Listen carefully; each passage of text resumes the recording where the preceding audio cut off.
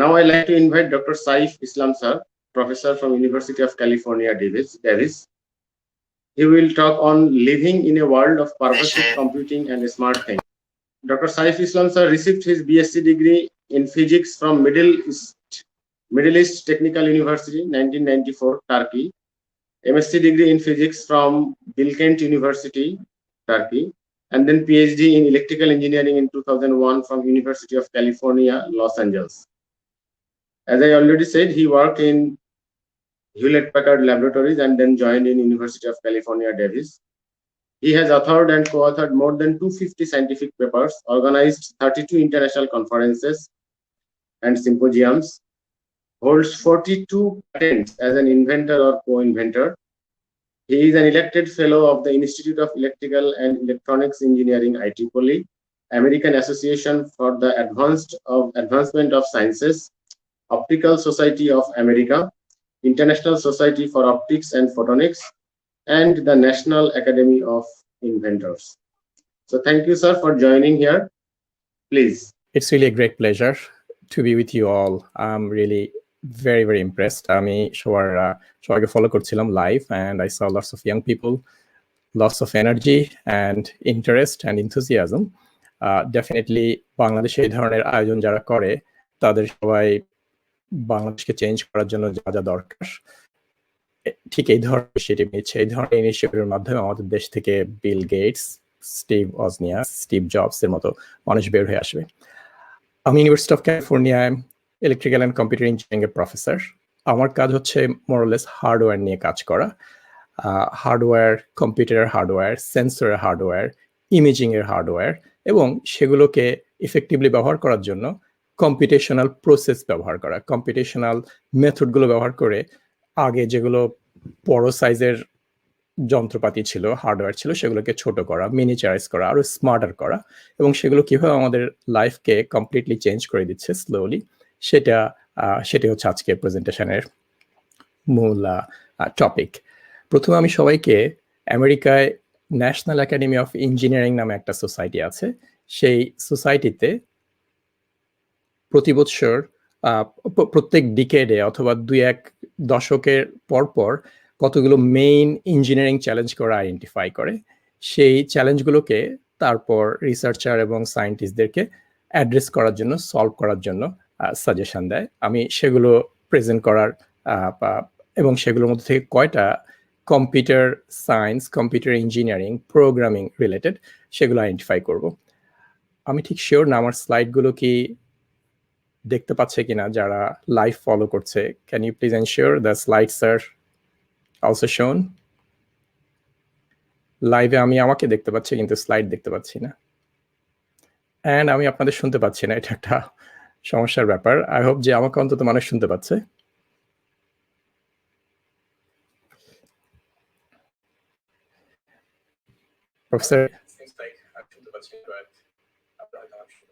Professor Hickel, it's really a great pleasure to be with you all. I'm really very, very impressed. I'm sure to follow. So এই grand চ্যালেঞ্জগুলো যেগুলো আমি আপনাদের সামনে present করতে যাচ্ছি, সেগুলোর মধ্যে পড়ে হচ্ছে সোলার এনার্জিকে ইকোনমিক্যাল করা, নাইট্রোজেন সাইকেলকে ম্যানেজ করা, advanced health care informatics, prevent nuclear terror, advanced personalised learning, provide energy from fusion, provide access to clean water, engineering better medicine, secure cyberspace, engineering tools for scientific discovery, develop carbon sequestration model, and restore and improve urban infrastructure, reverse engineer the brain, and enhance virtual reality. এই 14টা challenge হচ্ছে সায়েন্টিস্টদের জন্য এই সেঞ্চুরির সবচেয়ে বড় challenge. এগুলোর দিকে খুব ভালোভাবে তাকালে আমরা দেখতে পাবো যে 8টাই হচ্ছে কম্পিউটার সায়েন্স, কম্পিউটার ইঞ্জিনিয়ারিং এবং প্রোগ্রামিং রিলেটেড। কোন 8টা? Restore and improve urban infrastructure, advanced health informatics, engineering better medicine, reverse engineering of the brain, secure cyber space, then enhance virtual reality, advanced personalized learning, and engineering the tools for discovery. এবং আমি মনে করি এই ধরনের ওয়ার্কশপের মাধ্যমে আমরা identify করতে পারি কি ধরনের চ্যালেঞ্জে আমাদের দেশের ইয়াং সায়েন্টিস্টরা, ইঞ্জিনিয়াররা এবং যারা ছাত্ররা আছে তারা কন্ট্রিবিউট করতে পারবে এবং নিজেদেরকে প্রিপেয়ার করতে পারবে। World is very dynamic.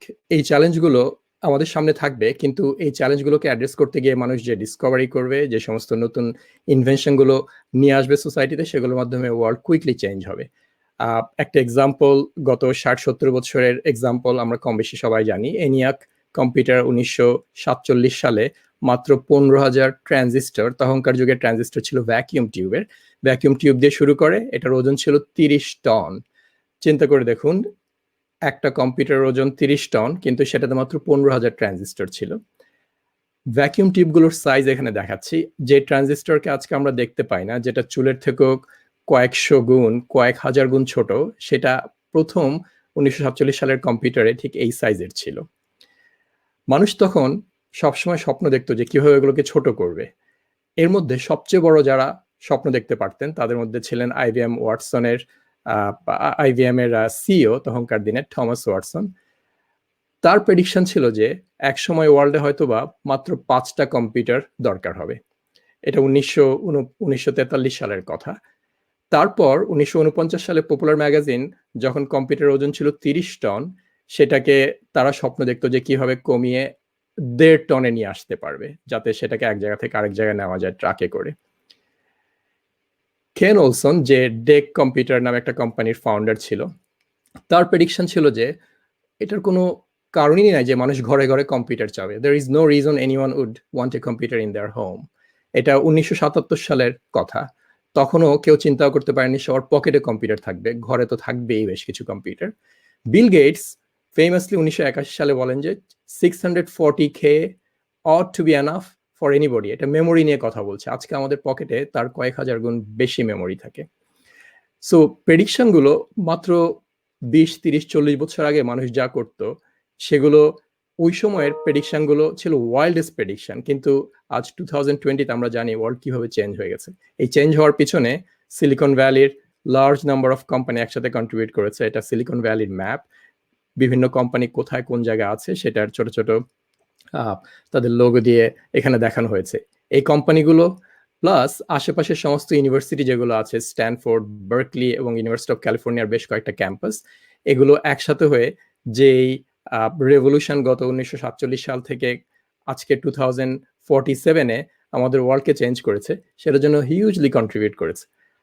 এই কন্ট্রিবিউশনটা কেমন ছিল? 1947 সালের কম্পিউটার 2007 সালের কম্পিউটারের সাথে যদি আমরা তুলনা করি, আইফোন যখন প্রথম বের হয়, আইফোন 1947 সালের কম্পিউটারের তুলনায় 100 মিলিয়ন গুণ ছোট ছিল সাইজে, 100 মিলিয়ন গুণ পাওয়ার এফিশিয়েন্ট ছিল।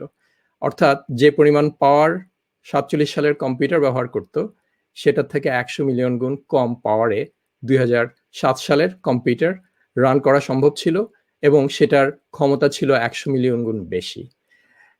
60-70 বছরে ঠিক এই অবস্থায় এসছে দুনিয়া। আগামী 60-70 বছরে কোথায় যাবে সেটা হয়তো আমরা এখন চিন্তাও করতে পারি না। এ ব্যাপারে একটা ছোট ভিডিও আমি সবার সাথে শেয়ার করতে চাই।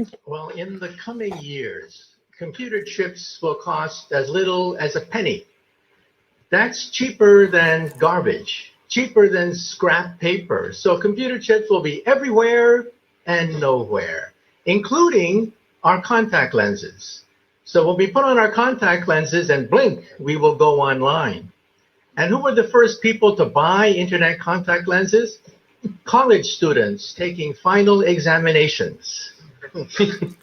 This means that my students will blink and they will not have to memorize all the things I've been talking about. This is going to revolutionize education, because we cannot force students to memorize things that they can simply blink and get.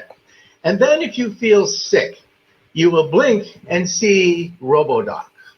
RoboDoc is artificially intelligent, talks to you in plain English or Russian or whatever, speaks any language, accesses the entire internet for sound medical advice, almost for free. This is going to revolutionize the medical establishment. We'll still have doctors, but doctors will use RoboDoc as an aid. And if you're in a car accident in a foreign country, you don't speak the language, you'll talk to your wristwatch and talk to RoboLawyer. Robo-lawyer understands the law in any country, in any language. In fact, I personally believe that artificial intelligence, the robotics industry, will eventually become bigger than the automobile industry of today, because your automobile will become a robot. You will talk to it. You will argue with it. You'll have discussions with your car about the best route to take.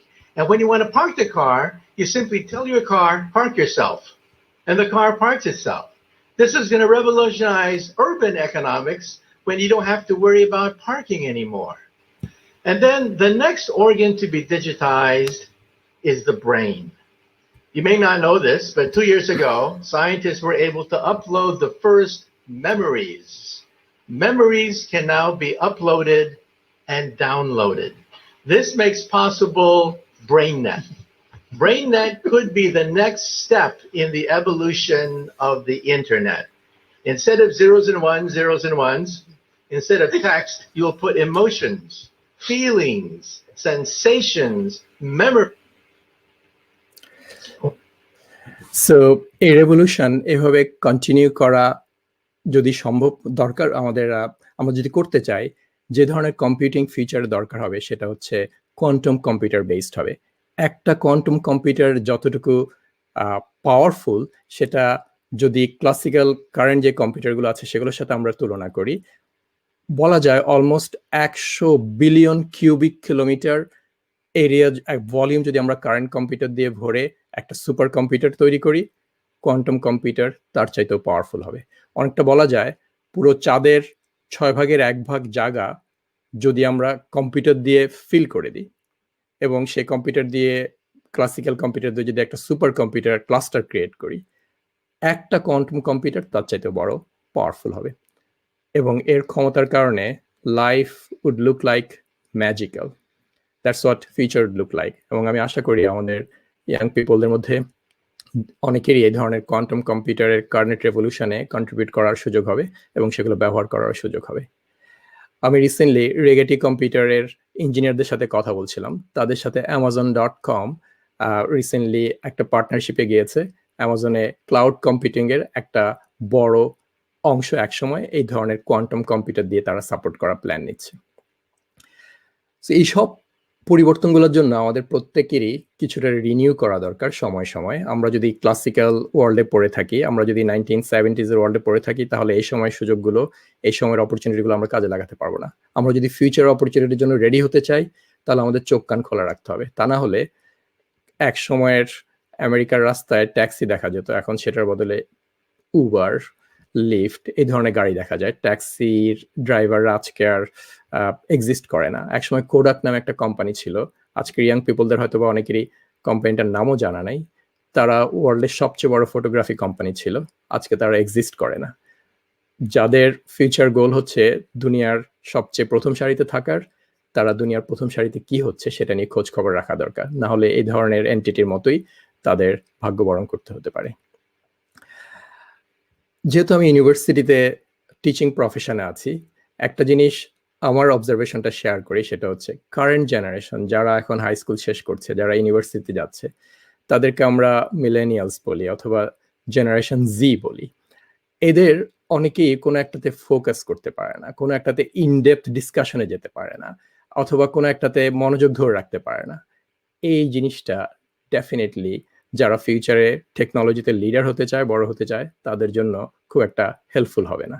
আমাদের তাৎক্ষণিক তথ্য নেওয়া এবং সাথে সাথে ভুলে যাওয়ার যে কালচার, সেটা থেকে বের হয়ে আসতে হবে। এবং ইনডেপথ কোনো কিছুতে আমাদের যদি আন্ডারস্ট্যান্ডিং না হয়, কন্ট্রিবিউশনও আমাদের ঠিক সেরকমই শ্যালো হবে। অনেকে আমাকে জিজ্ঞেস করে যে আমরা ট্যালেন্টেড না, আমরা কিভাবে কন্ট্রিবিউট করব। আমি প্রফেসর আব্দুল সালামের একটা কথা বলি, কনসেন্ট্রেটেড হার্ড ওয়ার্কই হচ্ছে ট্যালেন্ট। সেটা কোডিং এর জন্য যেমন প্রযোজ্য, যে কোনো ফিল্ডের জন্যই।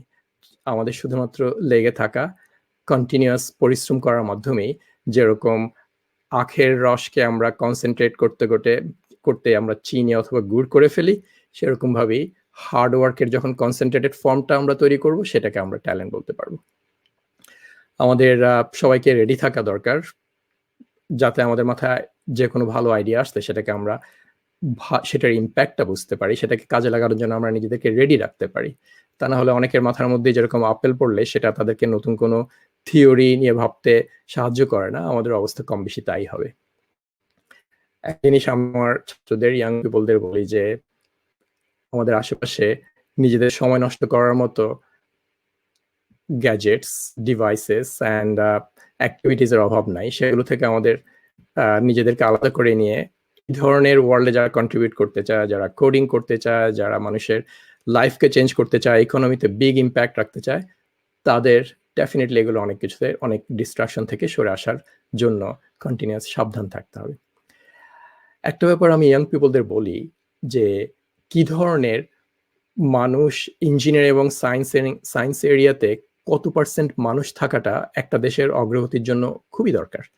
আমেরিকার এক্সাম্পল দিয়ে আমি বলছি, আমেরিকাতে এই মুহূর্তে সায়েন্স অ্যান্ড ইঞ্জিনিয়ারিংয়ে 10-11% নিচে মানুষ আছে প্রফেশনে, কিন্তু এশিয়াতে এই নাম্বারটা বেড়ে যাচ্ছে। যদি কোনো নেশন সার্ভাইভ করতে চায়, সার্ভাইভ করার জন্য তার অন্তত 16% মানুষ সায়েন্স অ্যান্ড ইঞ্জিনিয়ারিংয়ে দরকার। এই সায়েন্স অ্যান্ড ইঞ্জিনিয়ারিং মধ্যে কোডিং, কম্পিউটিং এবং সব ধরনের আরও যে সমস্ত science related, stem field related subject আছে সেগুলো সব পড়ে। কিন্তু কোরিয়ার দিকে আমরা তাকালে দেখব তাদের প্রায় 22% মানুষ সায়েন্স অ্যান্ড ইঞ্জিনিয়ারিংয়ে আছে। এই কারণে তারা ওয়ার্ল্ডের অনেক কিছুতেই লিডার। বাংলাদেশ হয়তো বা এখন পর্যন্ত অনেক নিচে, এবং আমি খুবই আশাবাদী যে এই ধরনের ওয়ার্কশপ, এই ধরনের অ্যাক্টিভিটির মাধ্যমে আমাদের ইয়াং পিপলদের ভেতরে সায়েন্স এবং STEM field related, engineering related আগ্রহগুলোকে জাগানো হচ্ছে। এটা খুবই দরকার। যে কোনো দেশে, আমেরিকায় যেমন 10%-এর নিচে সায়েন্স ইঞ্জিনিয়ারিংয়ে লোকজন থাকার কারণে তাদের কন্টিনিউয়াস বাইরে থেকে মানুষ আনতে হয়, এবং সে মানুষ আসার পরিমাণ কমে যাচ্ছে এখন। তার জন্য ইকোনমিতে তারা অন্যান্য দেশের সাথে এখন কম্পিটিশনে টিকে থাকতে কষ্ট হচ্ছে। অ্যানিমেশনটা হয়তোবা ঠিক মতো কাজ নাও করতে পারে। এখানে আমি যেটা দেখাতে চাচ্ছি সেটা হচ্ছে আমাদের ইন্ডিভিজুয়াল ডেভেলপমেন্টে বেশ কয়েকটা ফ্যাক্টর ইম্পর্টেন্ট রোল প্লে করে। আমাদের কমিউনিকেশন স্কিল বিল্ড করা, ফ্রেন্ডস, ফ্যামিলি, তাদের সাপোর্ট পাওয়া, আমাদের নলেজ এবং উইজডম গ্রোথ করা, তার সাথে সাথে আমাদের স্কুল এবং ইউনিভার্সিটি আমাদের লাইফে কন্ট্রিবিউট করে।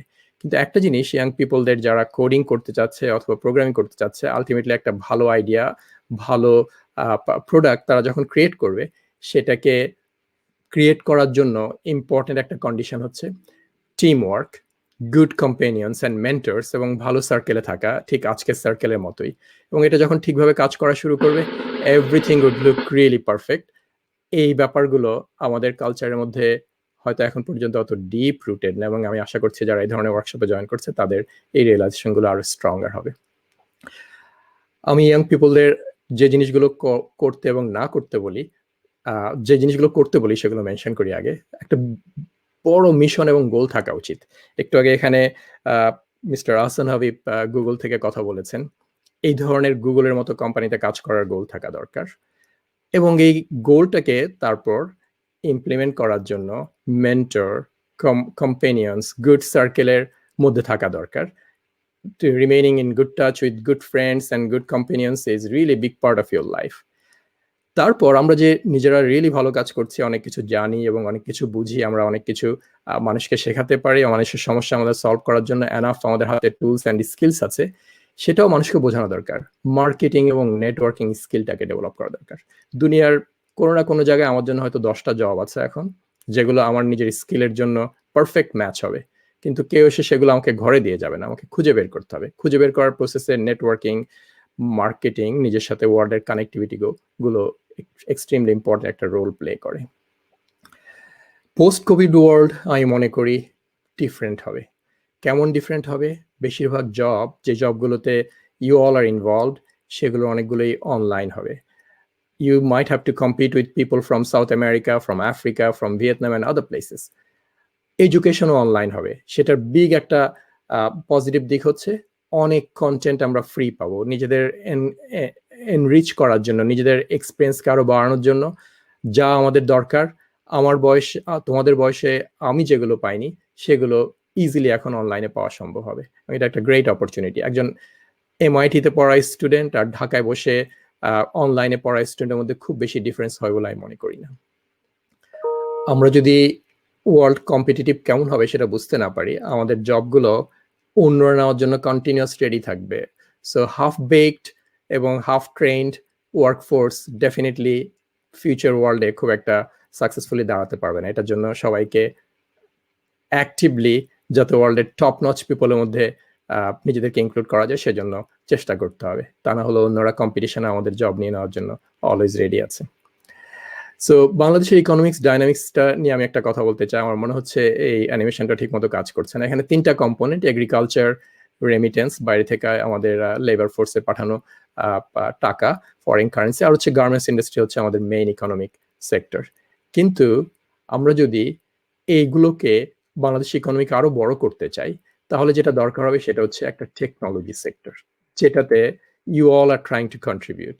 এবং এই টেকনোলজি সেক্টরটাকে স্ট্রেংথেন করার জন্য যেটা দরকার সেটা হচ্ছে investment in science and engineering. Investment in science and engineering এবং রিসার্চ এগুলো খুবই কম বাংলাদেশে।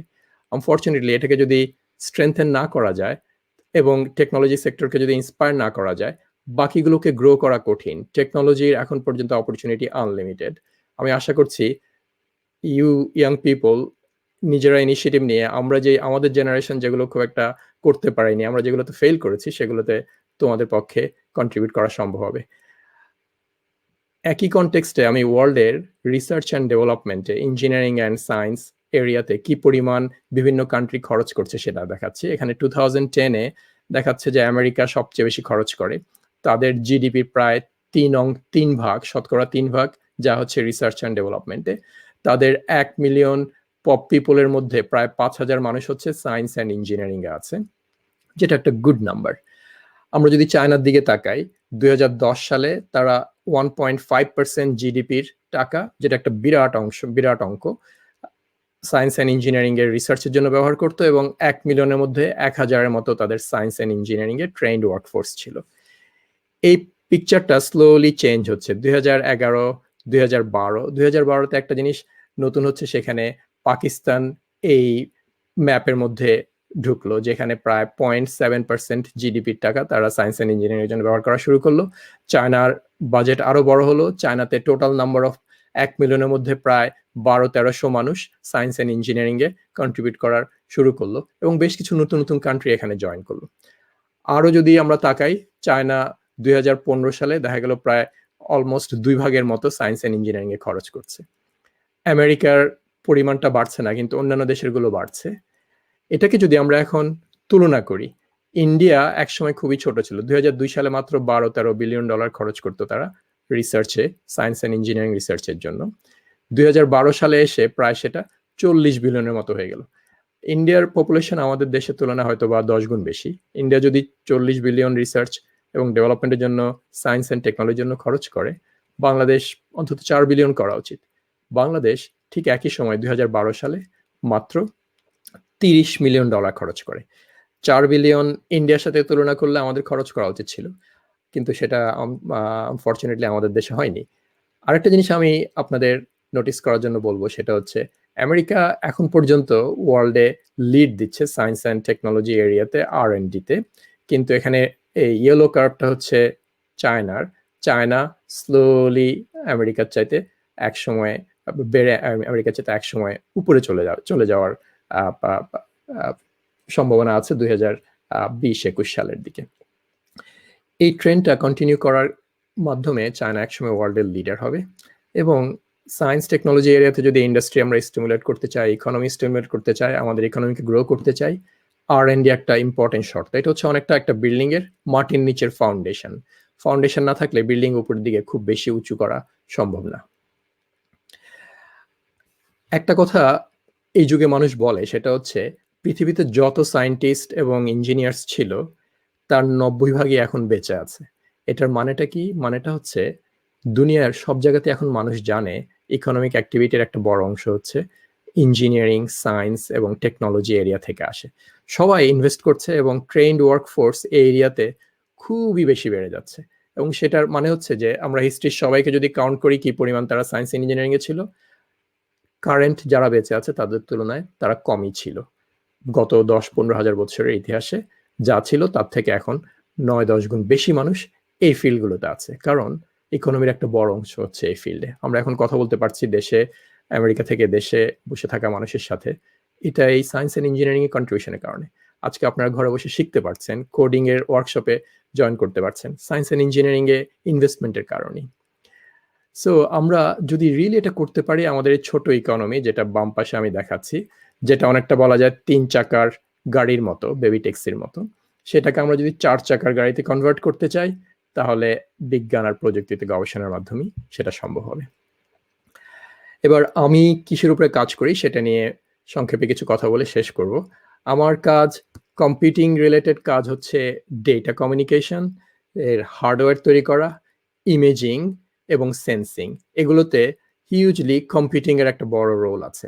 একটা সিম্পল ক্যামেরা আমি কারো হাতে দিয়ে দিলে, সে যদি intelligent code and computational processing use করতে পারে, সে সিম্পল ক্যামেরা থেকে অ্যামেজিং রেজাল্ট পাওয়া সম্ভব হবে।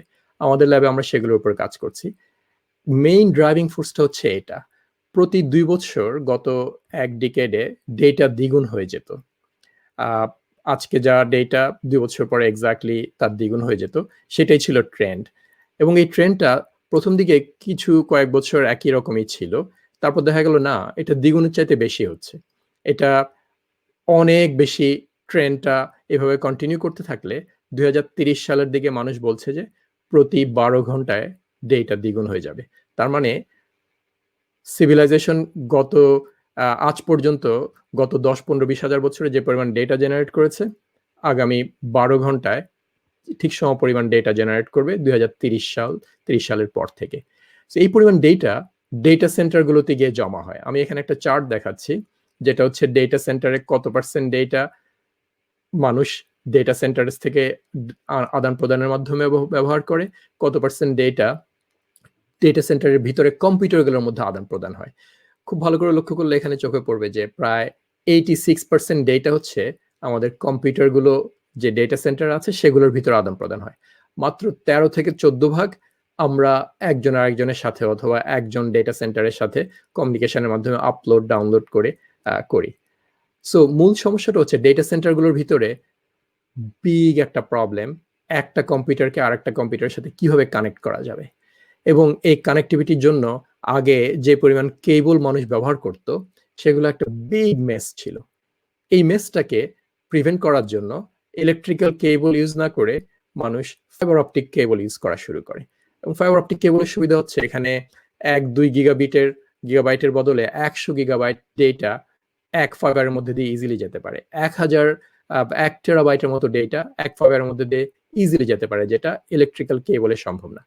ফাইবার আবার 10, 15, 20, 50 কিলোমিটার ইজিলি ডেটা নিতে পারে, যেখানে ইলেকট্রিক্যাল কেবল কয়েক মিটার মাত্র নিতে পারে। আমাদের কাজ হচ্ছে এই ফাইবার অপটিক্যাল কেবলগুলোকে কিভাবে আরো লো কস্টে করা যায়। কেন লো কস্টে করা দরকার, আমি একটা ইন্টারনেট থেকে নেওয়া এক্সাম্পল দিচ্ছি। 2টা কম্পিউটারের মধ্যে একটা ফাইবার দিয়ে আমরা কানেক্ট করলে, সেটার মধ্যে দিয়ে যদি 100 গিগাবিট ডেটা আমরা ট্রান্সফার করতে চাই, এই কানেক্টরটার দাম হবে সবচেয়ে সস্তা দামে যদি আমরা কিনি $500 থেকে $600, আর যদি আমরা ভালো কোয়ালিটির কিনি $5000। তার মানে 1 গিগাবাইট ডেটা আমার ট্রান্সফার করতে প্রায় $50 লাগছে 2টা কম্পিউটারের মাঝখানে। এখানে একটা চার্ট দেখাচ্ছি, যেটা বিভিন্ন ধরনের কম্পিউটারের কানেক্টিভিটির মধ্যে কি পরিমাণ খরচ হয় সেটাকে দেখাচ্ছে। সো এটা যদি 2 কম্পিউটারের মধ্যে আমি কানেক্টিভিটি দেখাই, কারেন্টলি $50 মতো খরচ হচ্ছে আমাদের 2 কম্পিউটারের মধ্যে 1 গিগাবাইট ডেটা ট্রান্সফার করতে। গুগল রিসেন্টলি, ফেসবুক এবং গুগল বলল যে তারা $50 না খরচ করে তারা 50 সেন্ট খরচ করতে চাচ্ছে, কারণ তারা যে পরিমাণ ডেটা পায়, এখানে একটা ট্রেন্ড দেখাচ্ছে, ডেটা যেভাবে এক্সপোনেনশিয়ালি বেড়ে যাচ্ছে, এই এক্সপোনেনশিয়াল বাড়াটা কন্টিনিউ করবে। একসময় হয়তোবা এক্সপোনেনশিয়ালের এক্সট্রিমলি পাওয়ারফুল এক্সপোনেনশিয়াল ট্রেন্ডে কন্টিনিউ করবে। এবং যদি $50 পার গিগাবিটে খরচ করতে হয়, তাহলে তাদের পক্ষে সার্ভাইভ করা সম্ভব না। সো তারা চাচ্ছে এগুলোর দাম কমে যাক। আমাদের ল্যাবে আমরা টেকনোলজি ডেভেলপ করছি কিভাবে $50 না পে করে কিভাবে 50 সেন্ট দিয়ে আমরা 2 কম্পিউটারকে 1 গিগাবাইট ডেটা ট্রান্সফার করার জন্য হেল্প করতে পারবো। এরপরে 2 কম্পিউটার ছাড়াও 2 বোর্ডের মধ্যে, 2 মডিউলের মধ্যে, 2 চিপের মধ্যে এবং উইদিন চিপ কম্পিউটার কানেকশনগুলো এখন অপটিক্যালি করতে যাচ্ছে। এগুলো এখন পর্যন্ত এক্সিস্ট করে না, কিন্তু ফিউচারে এগুলো দরকার হবে যদি আমাদের ডেটা সেন্টার এবং আমরা যে হারে ডেটা জেনারেট করছি সেটাকে আমরা সাস্টেনেবলি সেভ করতে চাই, সেগুলোকে প্রোটেক্ট করতে চাই। এর জন্য যে ধরনের রিসার্চ দরকার, আমার ল্যাব সেই রিসার্চে ইনভলভড। ফিউচারে আর কি আছে? কোয়ান্টাম ইন্টারনেট আছে, কোয়ান্টাম কম্পিউটিং আছে। কোয়ান্টাম ইন্টারনেট কেমন হবে? এখানে কয়েকদিন আগে একটা নিউজ স্টোরি ছিল যেটাতে আমেরিকান গভর্নমেন্ট প্রায় $1.2 বিলিয়ন, প্রায় $120 কোটি গ্র্যান্ট হিসেবে দিয়েছে একটা quantum computing based quantum internet create করার জন্য, যেটা আনহ্যাকেবল। সেখানে রাশিয়ান হ্যাকার ঢুকতে পারবে না, সেখানে যে যা করতে চায় সেটা করতে পারবে না। এবং এই আনহ্যাকেবল কোয়ান্টাম ইন্টারনেটের মাধ্যমে মানুষ সিকিউরলি ব্যাংকিং, ইন্টেলিজেন্স, মানুষের যে ধরনের বিজনেসগুলোতে সুপার সিকিউরিটি দরকার হয়, ইলেকশন, ভোটিং, সবকিছুকে করা সম্ভব হবে। এটার জন্য যে ট্রেন্ড মানুষ এখন পারসিউ করছে, সেটার জন্য যে ধরনের হার্ডওয়্যার দরকার, যে ধরনের সেন্সর দরকার, যে ধরনের ডেটা রিসিভার দরকার, সেগুলোর উপর আমরা কাজ করছি।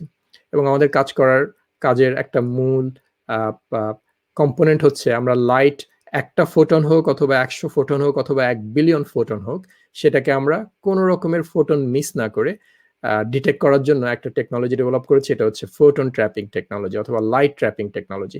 এটা অনেকটা কোনো একটা ব্ল্যাক হোলের মধ্যে কেউ ফোটন পাঠালে সেটা যেরকম ব্ল্যাক হোল থেকে অন্য কোথাও লস্ট হবে না, সেটা ব্ল্যাক হোলের মধ্যে সাকড হয়ে যাবে, অ্যাবজর্বড হয়ে যাবে, সেই ধরনের একটা টেকনোলজি। এবং এটার মাধ্যমে আমরা অলরেডি কিছু ডেমনস্ট্রেট করেছি এবং এটি হচ্ছে আমার ল্যাবের কাজগুলোর একটা বড় অংশ। অ্যাপ্লিকেশনে কি আছে? কোয়ান্টাম কমিউনিকেশন আমি বললাম। আরও হচ্ছে মেডিকেল ইমেজিং, যেখানে পুরো বডির আমাদের স্ক্যান করা সম্ভব হবে।